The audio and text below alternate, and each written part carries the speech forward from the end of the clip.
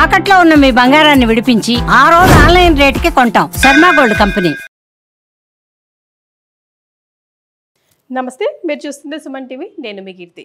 ద్వాదశ రాశుల్లో భాగంగా ఏప్రిల్ 16 నుంచి 30 తారీఖు వరకు ఎలా ఉండబోతోంది తెలియజేయడానికి మనతో పాటు ప్రముఖ ఆస్ట్రాలజర్ బ్రహ్మశ్రీ నందిబట్ల శ్రీహరి శర్మ గురుగారు ఉన్నారు. నమస్తే గురుగారు. వాగర్థ విభ సంపృక్తౌ వాగర్థ ప్రతిపత్తయే జగతః పితరౌ వందే పార్వతీ పరమేశ్వరౌ ఆదిత్యాయ చ సోమాయ మంగళాయ బుధాయ చ గురు శుక్ర శనిభ్యశ్చ రాహవే కేతవే నమః. శృంగేరి జగద్గురు పీఠాధిపతులకి కంచి పీఠాధిపతులకి నమస్కారములు తెలియజేసుకుంటూ కార్యక్రమాన్ని ప్రారంభిద్దాం. గురుగారు, ధనుసు రాశి వారికి ఏప్రిల్ 16th to 30th ఎలా ఉంటుందో కాస్త వివరిస్తారా? ఏప్రిల్ నెలలో 16వ తారీఖు నుంచి 30వ తారీఖు వరకు ద్వాదశ రాశులలో జన్మించినటువంటి వారికి ఏ విధంగా ఉండబోతుందో తెలుసుకునే ప్రయత్నం చేద్దాం. ముందుగా గమనించాల్సినటువంటిది, వీక్షించేటువంటి సుమన్ టీవీ ప్రేక్షకులు గమనించాల్సినటువంటి అంశం ఏంటంటే, చాలామంది కామెంట్స్ రూపంలో తెలియజేస్తున్నారు, చెప్పినవి కొన్ని జరుగుతున్నాయి, కొన్ని జరగట్లేవు, కారణం ఏంటి అని చెప్పి. ప్రధానంగా శాస్త్రాన్ని అనుసరించి ఎప్పుడైనా మనం వెళ్ళాలి కాబట్టి రాశి మరియు లగ్నము రెండూ ప్రధానమే. కాబట్టి ఇక్కడ ఈ యొక్క సందేహాలకన్నిటికీ కూడాను నివృత్తి చేస్తూ ఇప్పుడు క్లియర్ కట్గా ఇంకా లోతైనటువంటి విషయ పరిజ్ఞానాన్ని ప్రేక్షకులకు అందించాలనేటువంటి ఒక సదుద్దేశంతో మనం ముందుకు వెళదాం. ముఖ్యంగా అందరికీ కూడా గుర్తుపెట్టుకోండి, జన్మ లగ్నం అని ఉంటుంది, జన్మ నక్షత్రాన్ని బట్టి రాశి ఉంటుంది. కొంతమందికి date of birth, time, place తెలియవు. కాబట్టి పేరులో మొదటి అక్షరం ఏది ఉంటుందో దానిని బేస్ చేసుకొని ఆ రాశిని మనం చూసుకోవాలి. అయితే నామనక్షత్రంలో కూడా చాలామంది పొరపాటు పడుతున్నారు. కాబట్టి ఇక్కడ వాటికి సంబంధించినటువంటిది, ఉదాహరణకి శ్రీనివాస్ అనే పేరుందనుకోండి, ఏం చూస్తున్నారు? కుంభరాశి చూస్తున్నారు, కాదు, తులారాశి చూసుకోవాలి. ఇలా కాబట్టి ఎవరైనా కానీ జన్మించిన లగ్నాన్ని ఆధారంగా చేసుకొని మొట్టమొదటిగా మనం చూసుకోవాలి. జన్మ లగ్నం తెలియని వాళ్ళు కనీసం రాశి నుంచి చూసుకోవాలి. ఈ జన్మలగ్నము రాశి రెండూ తెలియనటువంటి వాళ్ళు నామ నక్షత్రం మీదుగా చూసుకోవాలనేటువంటిది విషయాన్ని ప్రేక్షకులకు తెలియజేస్తున్నాను. కాబట్టి ఈ పట్టు నుంచి మనము లగ్నాన్ని బేస్ చేసుకొని మరియు రాశిని బేస్ చేసుకునే విధంగా తెలియజేసుకునే ప్రయత్నం చేద్దాం. ముఖ్యంగా కొంతమందికి, ఉదాహరణకి ఇప్పుడు మనం మేష నుంచి మొదలు పెడుతున్నాం కాబట్టి మేషలగ్నము, ఈ మేషలగ్నము ఒక వ్యక్తికి ఉంటుందనుకుందాం. అదే మేషలగ్నంలో జన్మించినటువంటి వ్యక్తికి కన్యా రాశి, మరి ఏ రాశి ఫలాలు చూసుకోవాలి అనేటువంటి సందేహం కూడా కలుగుతుంది. కాబట్టి ఇక్కడ నివృత్తి చూస్తూ మొట్టమొదటిగా లగ్నమే ప్రధానం కాబట్టి ఎవరు ఏ లగ్నంలో జన్మించారో ఆ లగ్నాన్ని బేస్ చేసుకునే పరిహారాలు చూసుకుంటే మీకు ఖచ్చితంగా అన్నీ సరిపోతాయి. అది గుర్తుపెట్టుకోండి. లగ్నము తెలియని వాళ్ళు అప్పుడు రాశి చూసుకోవాలి. అంటే ఒకరిది మేషలగ్నం అయి ఉండి కన్యా రాశి అయితే లగ్నాన్ని మేషలగ్నంగానే ప్రధానంగా చూసుకొని ఫలితాలు బేరీజు వేసుకోవాలి. లేదు కన్యా రాశి అనుకున్నప్పుడు లగ్నం తెలియనప్పుడు కన్యా రాశి నుంచి చూసుకుంటే 40% వరకు మ్యాచ్ అవుతాయి.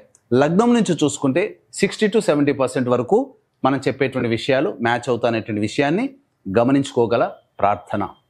ఇక వివరాల్లోకి వెళ్ళినట్లయితే ప్రధానంగా ఈ యొక్క 12 రాశిలో జన్మించినటువంటి వారికి ఏ విధంగా ఉండబోతుందో తెలుసుకునే ముందు గ్రహ సంచారం తెలుసుకుందాం. మేషంలో రవి మరియు వృషభంలో గురువు, కర్కాటకంలో కుజువు, కన్యలో కేతువు, అలాగే మీనంలో బుధ, శుక్ర, శని, రాహు గ్రహాలు. కాబట్టి చాతుర్గ్రహ కూటమి 30వ తారీఖు వరకు కూడా ఉండబోతుంది అనే విషయాన్ని గుర్తుపెట్టుకోవాలి.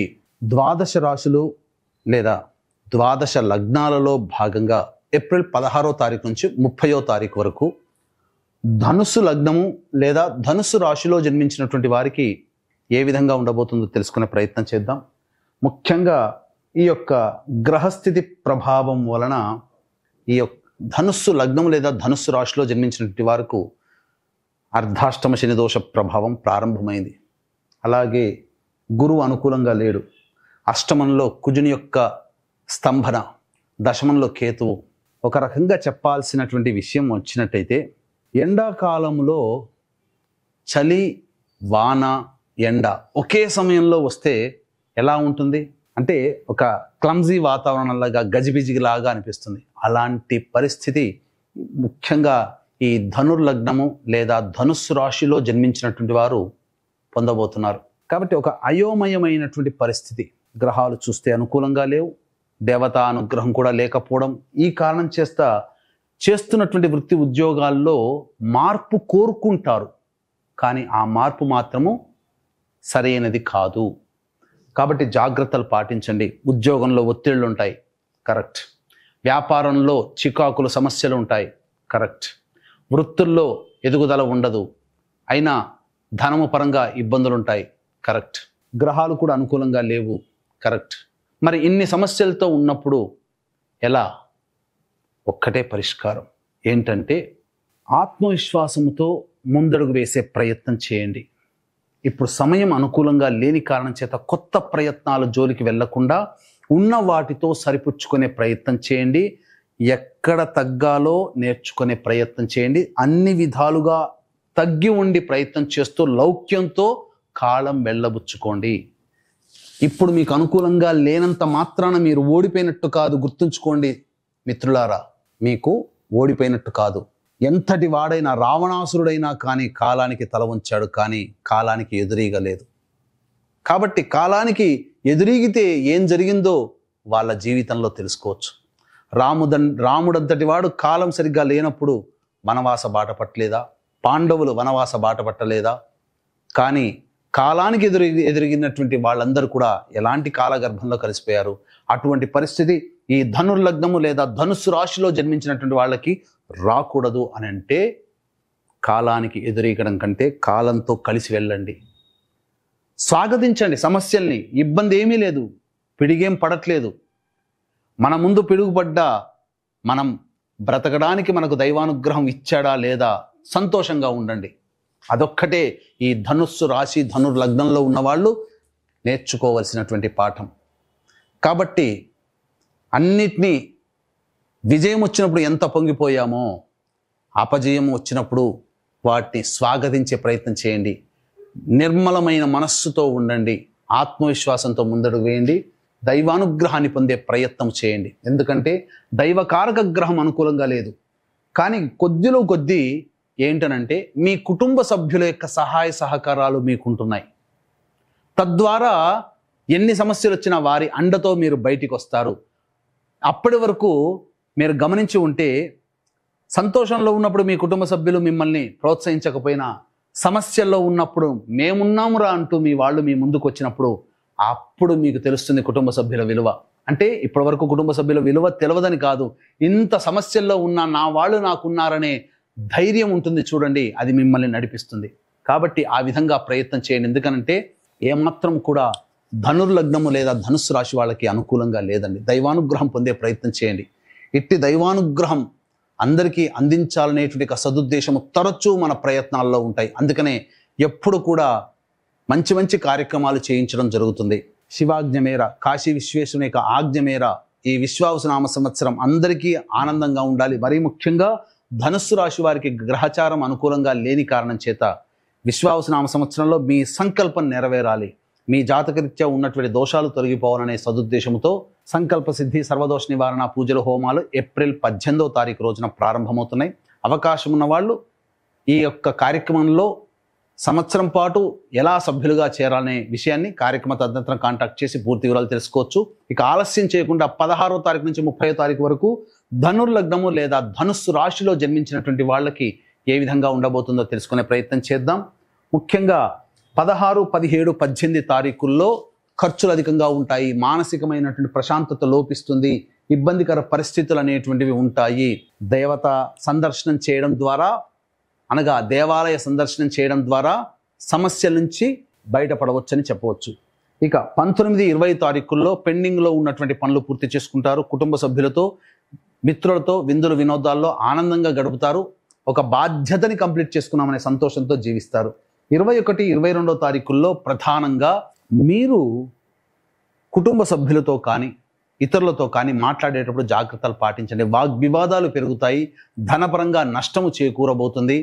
మీ యొక్క ఆలోచనల వల్ల మీరు కొంత నష్టపోతారు. కాబట్టి ఏం జరిగినా, నష్టం జరిగినా, ఇబ్బంది కలిగినా అది మీ పరంగానే అనే విషయాన్ని గమనించుకోవాలి. ధనపరంగా కూడా ఖర్చులు అధికంగా ఉంటాయి. 23, 24 తారీఖులో కనుక చూసుకుంటే దూర ప్రాంతంలో ఉన్నటువంటి వ్యక్తులతో పరిచయాలు కానీ, దూర ప్రాంతంలో ఉన్నటువంటి వ్యక్తుల మిత్రులతో మాట సంప్రదింపులు కానీ జరుగుతాయి. ఇతరుల సహాయ సహకారాలతో మీకున్నటువంటి సమస్యలు పరిష్కరించుకుంటారు. ముఖ్యంగా రావలసినటువంటి రాని బాకీలు మీకు వసూలు అవుతాయి.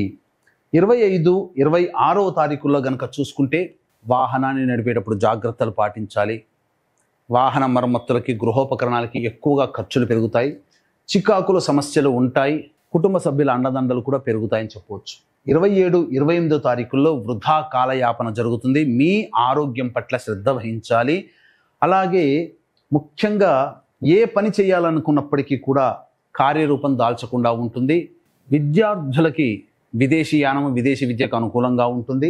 దూర ప్రాంతం నుంచి మీకు మంచి సువార్త మీకు ఆనందాన్ని కలగజేస్తుంది. 29, 30వ తారీఖుల్లో కనుక చూసుకున్నట్లయితే ప్రధానముగా గృహానికి సంబంధించినటువంటి సమస్యలు తీరుతాయి. ధనము రాబడి అధికంగా ఉంటుంది. గృహ నిర్మాణానికి సంబంధించినటువంటి వెసులుబాటు కలుగుతుంది. అన్ని విధాలుగా ఆనందదాయకంగా ఉంటారు. పెద్దల సహాయ సహకారాలతో మీకున్నటువంటి సమస్యల్ని పరిష్కరించుకుంటారు. ఏతావాత చెప్పొచ్చేది ఏమిటంటే 16, 17, 18, 25, 26 తారీఖుల్లో జాగ్రత్తగా ఉండండి. ఖర్చులని తగ్గించుకునే ప్రయత్నం చేయండి. ధనపరంగా సమస్యలు ఎదుర్కొంటారు అని చెప్పవచ్చు. ఏతావాత ఈ యొక్క ధనుస్సు రాశిలో జన్మించినటువంటి వారికి ప్రధానంగా ఆరోగ్యం పట్ల శ్రద్ధ వహించాల్సినటువంటి పరిస్థితి. వివాహం కావాల్సినటువంటి వాళ్ళకి ఎక్కువగా కష్టపడితే తప్ప వివాహ సమస్యలు అనేటువంటివి తీరవు. విద్యార్థులకి ప్రయత్నపూర్వకముగా విదేశీయానం, విదేశీ విద్యకి కలుగుతుందని చెప్పవచ్చు. మరి మహిళలకు ఎలా ఉంటుందండి?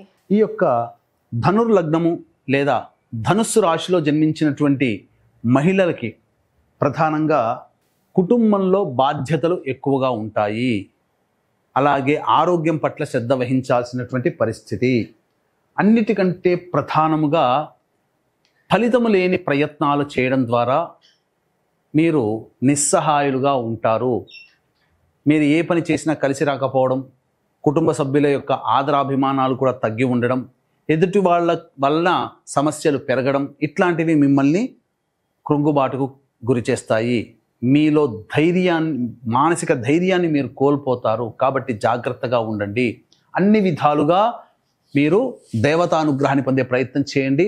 మరీ ముఖ్యముగా 21, 22, 23, 24 తారీఖుల్లో సంతానము పరముగా సమస్యలు అధికమవుతాయి. గర్భవతులు జాగ్రత్తలు పాటించాల్సినటువంటి పరిస్థితి. మరి వీరి ఇరువురు కూడా ఎలాంటి పరిహారాలు పాటించాలంటారు గురుగారు? ఈ యొక్క ధనుర్లగ్నము లేదా ధనుస్సు రాశిలో జన్మించినటువంటి వారు 16వ తారీఖు నుంచి ఏప్రిల్ 30వ తారీఖు వరకు వచ్చే సమస్యల నుంచి బయటపడాలి అని అంటే ప్రతిరోజు కూడా దత్తాష్టకము, కాలభైరవాష్టక పారాయణం ప్రతిరోజు రోజుకి 3 సార్లు పఠించండి. చాలా సమస్యలు తగ్గుముఖం పడతాయి. ఇష్టదేవతా సందర్శనం చేయండి. అలాగే ఈ సంవత్సరం అంతా కూడా గ్రహచారం ధనుస్సు రాశి వారికి అనుకూలంగా లేని కారణం చేత దేవతానుగ్రహం తప్పనిసరి. ఈ దేవతానుగ్రహం అందరికీ అందించాలనే సదుద్దేశంతో కాశీ క్షేత్రంలో ఏప్రిల్ 18వ తారీఖు రోజు నుంచి ప్రారంభమవుతున్నాయి సంకల్ప సిద్ధి, సర్వదోష నివారణ పూజలు, హోమాలు 1 సంవత్సరం పాటు. ఇటువంటి కార్యక్రమంలో ఎలా సభ్యులుగా చేరాలనే విషయాన్ని కార్యక్రమ తదనంతరం కాంటాక్ట్ చేసి పూర్తి వివరాలు తెలుసుకోవచ్చు. చాలా సంతోషం అండి. ధన్యవాదాలు. సర్వం శ్రీ ఉమామహేశ్వర పరబ్రహ్మార్పణమస్తు.